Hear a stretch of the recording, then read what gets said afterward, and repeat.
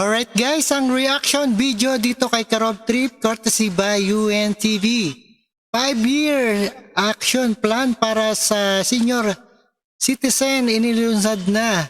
Inilunsad na ng National Commission of Senior Citizens ang 5-year Philippine Plan of Action for Senior Citizen 2023 to 2028 sa Malacanang.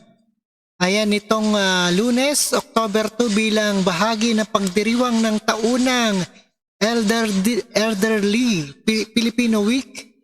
Ayan, layong matuguran ng action plan na tugunan ang pangangailangan ng mga matatanda. Dito po sa ating mga senior citizen, ito na. At panoorin po natin dito sa UNTV. And no other further ado, let's get it on.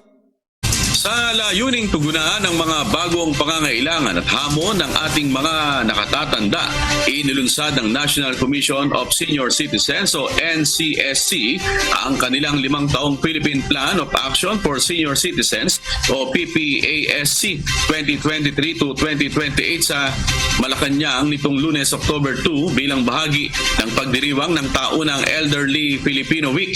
Tayo ng naturang 5-year action plan na likhain ng isang masaklaw at kaaya-ayang lipunan para sa lahat kung saan ang karapatan at benepisyo pati na ang kalusugan at kagalingan ng mga senior citizen ay pangangalagaan.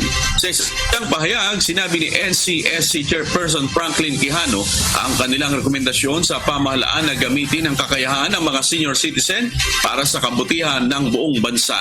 Ayon sa 2020 survey ng Philippine Statistics Authority, mayroong 9.22 million senior citizens sa bansa.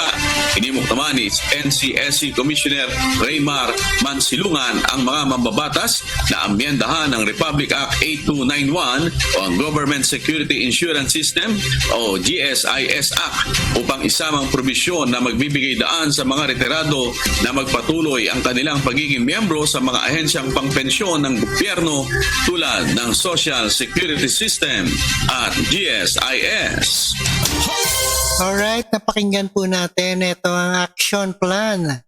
5-year action plan para sa senior citizen. Inilunsad na guys at maraming salamat sa inyong lahat and keep safe and healthy and peace out.